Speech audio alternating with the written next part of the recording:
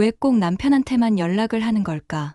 그 의문은 사소한 불편에서 시작됐다. 아이를 등원시키고 하원시키는 건 대부분 내가 맡는다. 선생님과 얼굴을 맞대는 것도 나였다. 그런데 정작 연락은 늘 아빠 번호로만 갔다. 처음엔 대수롭지 않게 넘겼다. 혹시 번호를 잘못 저장했나 싶었다. 또는 우연히 남편 번호가 먼저 떠서 그랬을 수도 있겠다고 합리화했다. 하지만 그게 반복되자 이상하다는 생각이 들지 않을 수 없었다. 어느 날 남편이 무심히 말했다. 선생님한테 메시지 왔어. 내일 준비물 챙기래. 나는 순간 멈칫했다. 내일 준비물. 왜 나한테는 직접 말씀 안 하시지? 나는 묻지 않고 그냥 고개만 끄덕였다. 하지만 다음 날에도 마찬가지였다. 오늘은 점심을 잘 먹었다네. 오늘은 낮잠을 거의 안 잤다네. 하루하루의 작은 기록들이 남편을 통해서만 전달됐다. 아이 엄마인 나에겐 직접적인 말이 없었다. 답답함이 목구멍까지 차올랐다. 등원길에 늘 인사하며 웃던 그 선생님이 왜 연락은 굳이 남편에게만 하는 걸까? 나는 용기를 내어 남편에게 물었다. 선생님이 왜 당신한테만 연락하시는 거야? 내가 주로 챙기는데. 남편은 대수롭지 않게 대답했다. 그냥 편해서 그러겠지. 괜히 예민하게 굴지 마. 그 말이 오히려 더 불쾌했다. 내가 예민한 걸까? 아니면 남편이 모르는 척하는 걸까? 모든 생각이 뒤엉켰다. 그날 밤, 나는 남편의 휴대폰을 몰래 들여다봤다. 메시지 내용은 단순했다. 하지만 내 마음을 불편하게 만든 건 말투였다. 짧은 안내 문장 뒤에 붙은 흐흐. 업무적인 문장에서 보기 어려운 친근함이 느껴졌다. 나는 한참 동안 화면을 들여다보다가 다시 내려놓았다. 심장이 빠르게 뛰었다. 단순한 오해일까? 아니면 나만 모르는 무언가가 시작된 걸까? 다음 날, 아이를 데리러 가는 길에 일부러 먼저 말을 걸었다. 오늘 고생 많으셨어요. 내일 준비물 제가 챙기면 되는 거죠? 선생님은 순간적으로 멈칫했다. 내가 어떻게 그걸 아는지 놀란 듯한 표정. 짧은 그 눈빛이 마음속에 깊이 박혔다. 마치 나와는 상관없는 대화였다는 듯 들켜버린 기분. 그 후로 작은 것 하나까지 신경이 쓰였다. 남편이 하원하러 갈 때는 선생님과 대화가 길어졌다. 서로 웃는 소리가 멀리서도 들려왔다. 하지만 내가 데리러 갈 때는 달랐다. 짧고 건조한 인사, 형식적인 미소. 그 차이가 선명했다. 나는 점점 고립감을 느꼈다. 아이가 어린이집에 다니는 건 우리 가족 모두의 일인데 그 안에서 나는 점점 투명한 존재가 되고 있었다. 남편을 통해서만 아이의 하루를 전해 듣는 엄마. 의도된 건지 단순한 습관인지 알 수 없지만 불편함은 이미 확신으로 굳어졌다. 주변 엄마들에게 슬쩍 물어봤다. 혹시 선생님이 아빠한테만 연락하는 경우 있어요? 대답은 한결같았다. 아니, 그런 경우는 없는데. 보통은 엄마한테 하시지 않나? 그 말에 나는 오히려 위안을 받았다. 내가 괜히 예민한 게 아니라는 걸 확인했기 때문이다. 그날 밤, 남편이 또 말했다. 오늘도 선생님한테 연락 왔어. 그냥 수고했다는 얘기더라. 나는 웃지도 못하고 고개만 끄덕였다. 수고했다는 말이 왜 굳이 남편에게만 가는 걸까? 아이 엄마에게는 해줄 수 없는 말일까? 점점 알 수 없는 답답함이 목을 조여왔다. 머릿속에서 같은 의문이 떠나지 않았다. 내 번호 두고 왜 꼭 남편한테만. 처음엔 단순한 안내 수준이었다. 점심을 잘 먹었다. 낮잠을 조금밖에 못 잤다. 준비물을 챙겨달라. 그런 얘기라면 굳이 문제 삼을 게 없었다. 그런데 어느 순간부터 연락이 달라졌다. 시간이 이상했다. 아이를 재운 뒤 집안일을 마무리하고 시계를 보면 밤 10시가 훌쩍 넘었다. 그때마다 남편 휴대폰에서 알림음이 울렸다. 오늘도 고생 많으셨습니다. 내용은 사소했지만 시각과 말투가 내 마음을 뒤흔들었다. 나는 단체 채팅방을 확인했다. 다른 엄마들에겐 아무 메시지도 없었다. 남편에게만 개인적으로. 그게 더 신경 쓰였다. 왜 하필 그 시간에, 왜 굳이 남편에게만. 남편에게 물었다. 밤늦게까지 연락이 와? 다른 집도 다 그래? 남편은 대수롭지 않게 대답했다. 낮에는 애들 돌보느라 바쁘잖아. 그러니까 늦게 보내는 거겠지. 말은 맞는 것 같았지만 이상한 불편함이 지워지지 않았다. 바쁘다면 모든 부모에게 늦게 보내야 한다. 그런데 남편에게만. 며칠 뒤에는 사진까지 보냈다. 아이의 웃는 얼굴이 담긴 사진. 사진 자체는 귀여웠지만 문장이 문제였다.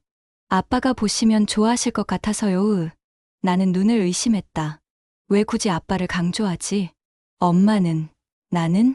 그날 이후 나는 점점 불안해졌다. 아이의 하루가 남편의 메시지를 통해서만 전해진다는 게 답답했다. 나는 아이 엄마인데 왜 늘 뒷전이어야 할까? 마치 내가 없는 듯 대화의 중심에서 밀려나 있는 기분이었다. 주변 엄마들에게 다시 물었다. 혹시 선생님이 아빠한테만 연락하는 경우 있어요? 모두 고개를 저었다. 없지. 보통은 엄마한테 하지 않나? 아빠한테만.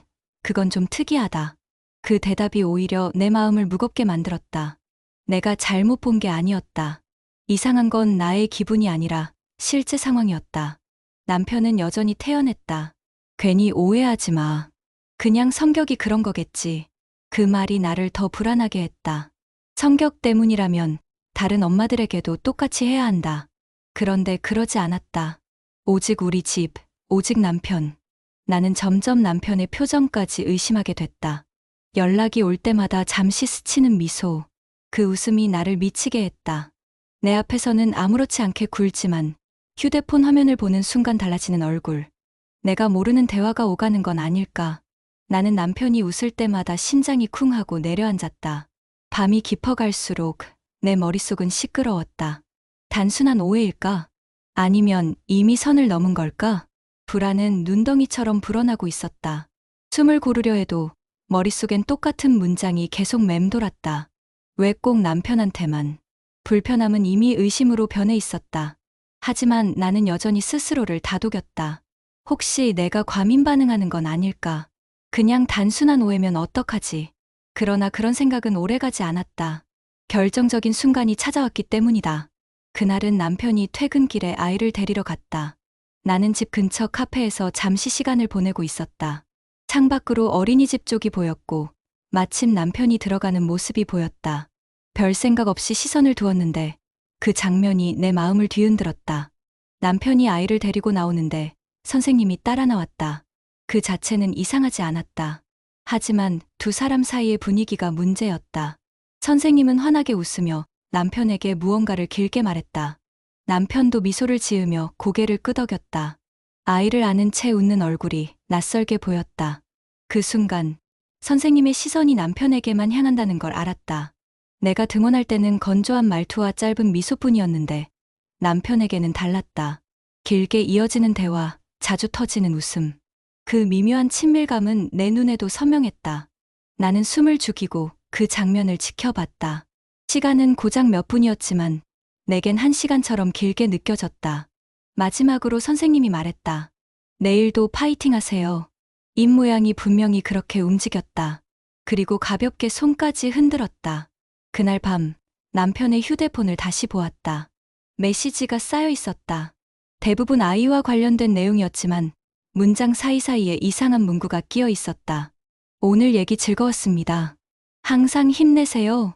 아빠가 있어서 든든하네요. 나는 화면을 내려보다가 손을 멈췄다. 이건 단순한 연락이 아니었다. 명백히 선을 넘고 있었다. 남편에게 묻고 싶었다. 이게 다 뭐야? 왜 이런 문장까지 주고받는 거야? 하지만 입술이 떨어지지 않았다. 차마 그 질문을 꺼냈을 때 돌아올 대답이 두려웠다. 내가 모르는 어떤 진실이 있을까봐. 불안은 이제 분노와 뒤섞였다. 나는 더 이상 이 상황을 방관할 수 없다는 걸 느꼈다. 그런데도 직접 따지기엔 망설여졌다. 혹시라도 내가 틀렸다면? 내가 예민하게 굴다가 괜한 문제를 만든다면? 하지만 마음 한구석은 이미 확신하고 있었다. 이건 단순한 소통 방식이 아니었다. 엄마가 아닌 아빠에게만, 그것도 늦은 밤과 불필요한 말투로. 선생님은 이미 선을 넘어 있었다. 그리고 남편은 그걸 막지 않았다. 나는 침대에 누워 눈을 감았다. 눈앞에 그날의 장면이 자꾸 떠올랐다. 환하게 웃던 선생님, 미소 지으며 고개를 끄덕이던 남편. 그리고 그 사이에서 아무것도 모른 척해야 하는 나. 숨이 막혔다. 머릿속에서 똑같은 문장이 메아리쳤다. 이건 단순한 오해가 아니다. 그날은 이상하게 마음이 불안했다. 남편이 퇴근길에 아이를 데리러 간다고 했지만 나는 가만히 집에 있을 수 없었다. 발걸음이 저절로 어린이집 쪽으로 향했다. 멀리서라도 그 장면을 확인하고 싶었다. 골목 모퉁이에 숨어 기다리는데 곧 남편이 아이를 안고 나오는 모습이 보였다.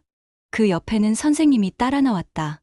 평소처럼 환하게 웃으며 남편과 대화를 이어가고 있었다. 나는 숨을 죽이고 두 사람을 지켜봤다. 그런데 그 순간 내 눈앞에서 충격적인 장면이 펼쳐졌다. 선생님이 웃다가 남편의 팔을 가볍게 툭 건드렸다. 농담이라도 하는 듯한 표정, 친근하게 손을 뻗는 동작. 남편은 대수롭지 않다는 듯 웃으며 받아쳤지만 멀리서 지켜보는 내 눈에는 너무도 선명한 선 넘음이었다. 심장이 철렁 내려앉았다. 그건 단순한 실수가 아니었다. 업무적인 관계라면 절대 나올 수 없는 몸짓. 내 눈앞에서 내 아이의 선생님이 내 남편에게. 나는 그 자리에서 뛰쳐나가고 싶었지만 다리의 힘이 풀려 움직이지 못했다. 얼굴이 화끈거리고 손끝이 차갑게 얼어붙는 느낌. 숨소리조차 들키지 않으려 애써 입술을 깨물었다. 내가 본 건 착각이 아니었다. 눈앞에서 벌어진 현실이었다. 집에 돌아오는 길, 머릿속은 온통 그 장면뿐이었다. 선생님의 웃음, 남편의 표정, 그리고 팔을 스치던 손길. 생각할수록 분노가 치밀었다. 더 이상 참을 수 없었다. 이제는 남편과 정면으로 부딪힐 수밖에 없었다. 밤이 깊어가고 집 안은 고요했지만 내 마음은 폭풍 같았다. 남편이 샤워를 마치고 거실로 나오자 나는 참지 못하고 입을 열었다. 솔직히 말해. 왜 선생님이 당신한테만 연락하는 거야? 왜 나 모르게 따로 얘기하고 터치까지 받아야 해? 남편은 당황한 얼굴로 나를 바라봤다. 무슨 소리야? 그냥 오해야. 나는 날카롭게 되받았다. 내 눈으로 다 봤어. 오늘 하원할 때 선생님이 당신 팔 건드리는 거. 남편의 표정이 굳었다. 변명할 말이 떠오르지 않는 듯 입술만 달싹거렸다. 나는 계속 밀어붙였다. 아이 엄마인 날 두고 왜 당신한테만 연락하는데? 밤마다 메시지 보내고 웃는 얼굴로 얘기하고 이제는 손까지 대? 이게 다 단순한 오해야? 남편은 한참 침묵하다가 한숨을 내쉬었다. 정말 별일 아니야. 그냥 선생님이 친근하게 대하는 거겠지. 그 이상은 없어. 나는 비웃음이 나왔다. 그 이상은 없어? 당신은 몰라도 나한텐 그 이상으로 보여. 내가 괜히 미쳐서 이런 말 하는 줄 알아? 분노와 서러움이 한꺼번에 터져 나왔다. 그동안 참아왔던 모든 불편과 의심이 한순간에 폭발했다. 나는 하루 종일 아이 챙기고 어린이집 데리고 다니고 그런데 연락은 당신한테만 가고 웃음은 당신한테만 주고 이제는 손길까지 내가 바보 같아 보여? 남편은 억울하다는 듯 고개를 저었다. 진짜 아무 일도 없어. 괜히 큰일 만들지 마. 하지만 그 말은 더 이상 위로가 되지 않았다. 내 귀엔 변명으로만 들렸다. 나는 눈물이 고인 채 속으로 다짐했다. 이제 더는 외면하지 않겠다고. 불편은 이미 의심으로, 의심은 확신으로 변해 있었다. 오늘 본 그 장면이 마지막 경고였다. 더 이상 물러설 곳은 없었다. 밤새도록 잠을 이룰 수 없었다. 머릿속에는 계속 같은 장면이 맴돌았다. 웃으며 남편의 팔을 스치던 선생님의 손길. 그걸 대수롭지 않게 받아넘기던 남편의 표정. 눈을 감아도 귀를 막아도 지워지지 않았다. 이제는 분명했다. 단순한 오해가 아니었다. 나는 확신했다. 하지만 문제는 그 다음이었다. 이 상황에서 내가 어떻게 해야 할지, 어떤 선택을 내려야 할지. 아침이 밝아도 마음은 무겁기만 했다. 아이를 어린이집에 보내야 하는데 그곳에 선생님이 있다는 사실만으로도 숨이 막혔다. 혹시라도 다시 남편과 마주치게 된다면, 그 웃음과 친근한 제스처가 반복된다면 상상만으로도 속이 울렁거렸다. 결국 아이를 데리고 직접 원장을 찾아갔다. 조심스럽게 상황을 설명했다. 선생님이 연락을 아빠한테만 하시고 밤늦게 메시지를 보내고 심지어 나는 말을 잇지 못했다. 입술이 떨렸다. 원장은 놀란 표정으로 내 말을 들었지만 명확한 대답은 하지 않았다. 혹시 오해일 수도 있으니 조금 더 지켜보시는 게 어떨까요? 그 말은 오히려 나를 더 분노하게 했다. 내가 본 건 오해가 아니었다. 내 두 눈으로 목격한 현실이었다. 집에 돌아오자 남편은 무거운 표정으로 앉아 있었다. 전날의 언쟁이 여전히 남아 있었다. 나는 침묵을 깼다. 솔직히 말해. 당신, 선생님이랑 무슨 사이야? 남편은 손으로 얼굴을 가린 채 답했다. 아무 사이도 아니라고 몇 번을 말해야 해. 그냥 오해라고. 그 대답이 오히려 내 마음을 더 흔들었다. 정말 아무것도 아니라면 왜 그토록 당황했을까?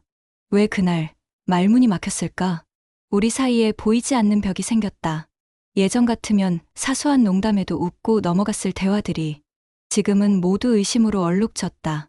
남편이 휴대폰을 보는 순간마다 나는 무의식적으로 눈길을 따라갔다. 그때마다 심장은 불안하게 뛰었다. 나는 전학을 고민하기 시작했다. 이곳에 아이를 더 이상 보내고 싶지 않았다. 아이에게는 죄가 없지만 내 마음은 이미 무너졌다. 다른 어린이집이라면 이런 불안은 없을까? 아니면 또 다른 불편이 찾아올까?